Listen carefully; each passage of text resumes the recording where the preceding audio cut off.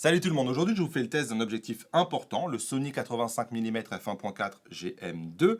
C'est un test que j'ai débuté au mois de juin par une séance portrait. Je pense que 85 mm c'est quand même la focale préférée souvent des portraitistes parce que la manière dont est rendu le visage fait que souvent on aime le rendu du 85 mm.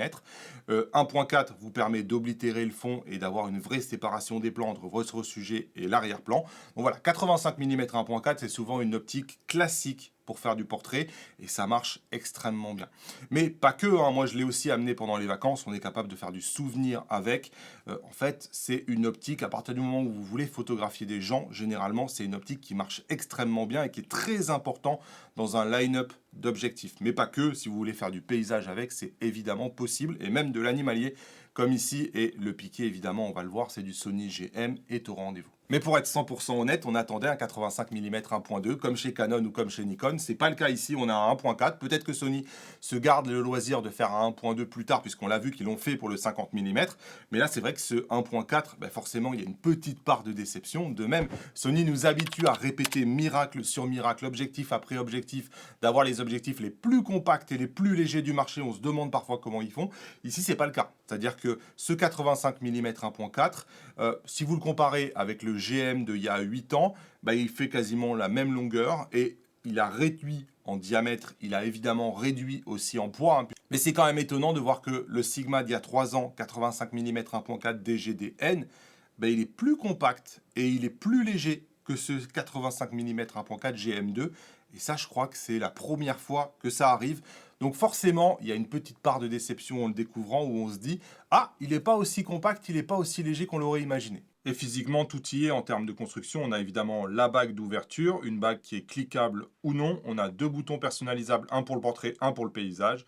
Le switch AF, MF, la bague d'ouverture est verrouillable. Et les bagues sont dans le bon ordre avec une base de mise au point électronique.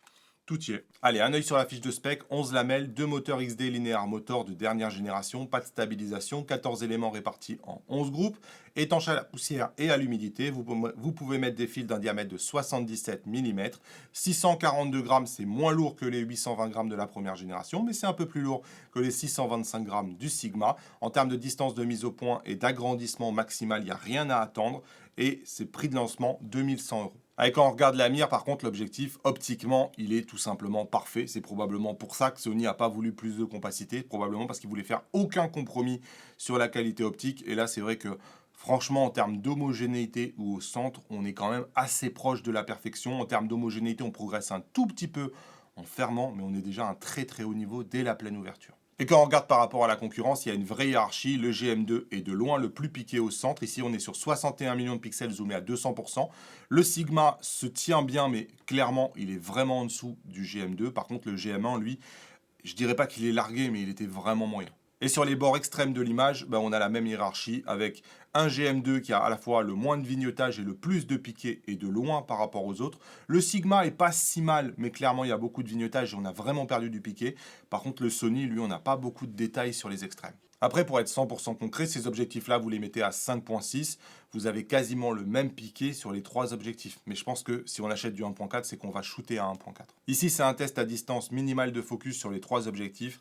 C'est le GM2 qui, de loin, a le meilleure résolution à distance minimale. Et quand on arrive dans la vraie vie, c'est exactement ce qu'on retrouve avec une hiérarchie claire GM2, Sigma, GM1. En termes de piqué, il n'y a plus de débat. Par contre, un truc que je pense Sony a énormément travaillé là-dessous, c'est la manière de faire la transition entre une zone de netteté et une zone de flou. Et je trouve que la manière dont fonctionne cet objectif-là, quand vous faites des photos de portrait, ça vous donne vraiment un petit truc en plus qui n'est pas facile à voir sur une fiche de spec, mais qui est bien là. Regardez par exemple typiquement ici, la manière dont ça transitionne entre le visage qui est bien net, aussi bien sur le Sigma que sur le Sony, et par exemple le poignet qui a exactement le même niveau de flou sur la main entre les deux, mais regardez au niveau de la poche ici, la poche sur le Sigma, la manière dont ça a transitionné fait que la poche est nette. Et ça, j'aime bien. De manière générale, c'est quelque chose que j'ai remarqué sur énormément de photos.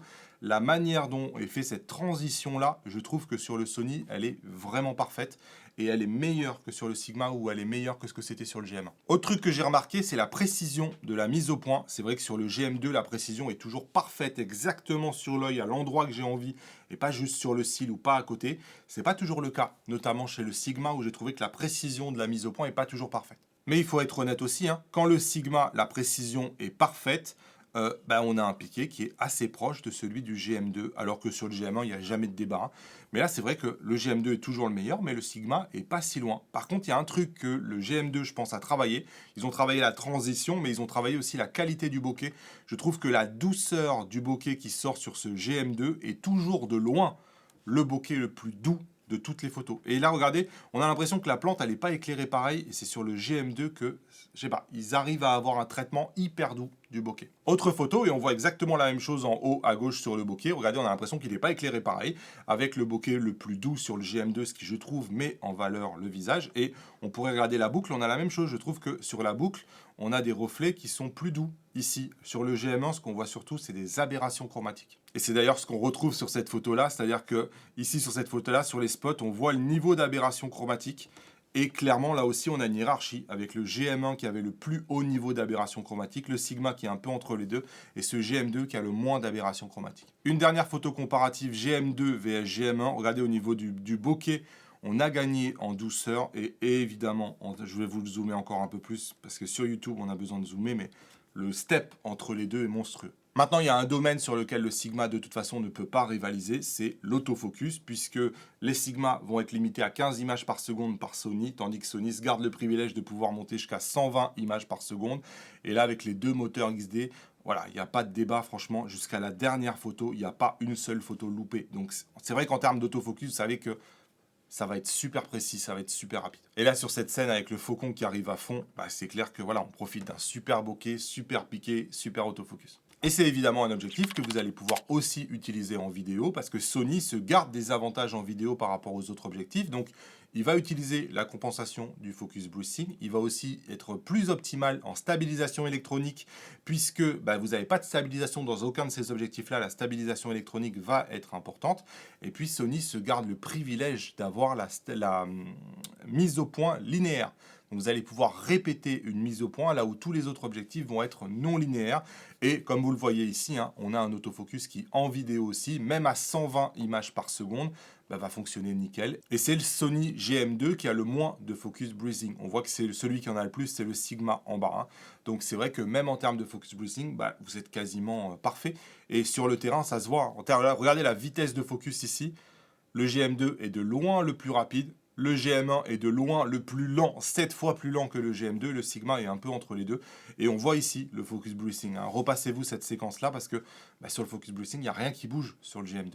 Un mot sur les défauts optiques. En termes de vignettage, c'est le GM2 qui est le mieux et le Sigma qui en a le plus. En termes de flair, j'ai trouvé qu'il y avait énormément de flair sur l'ancienne génération. Et regardez la même scène sur la nouvelle génération.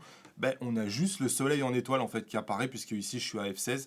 Donc c'est vrai qu'en termes de flair, j'ai trouvé aussi qu'il s'en sortait très bien. En termes d'aberration chromatique, on en a déjà parlé, mais regardez la différence. Ça c'est le GM1, ça c'est le GM2. Donc vraiment une différence énorme en termes d'aberration chromatique. Et en termes de distorsion, c'est des objectifs où de toute façon, il n'y a quasiment pas de distorsion. Bref, même si on aurait aimé qu'il soit un peu plus compact, c'est clair que c'est probablement le meilleur 85 mm que j'ai jamais testé. Mais constatez tout ça par vous-même, je vous mets un pack d'euros à télécharger avec un lien dans la description. Pour moi, il y a un marché pour le Sigma et un marché pour le GM2 qui n'est pas forcément le même, avec des raisons de choisir l'un et des raisons de choisir l'autre, comme je les ai exposées dans cette vidéo. Et moi, je vous dis à bientôt dans une nouvelle vidéo. Salut!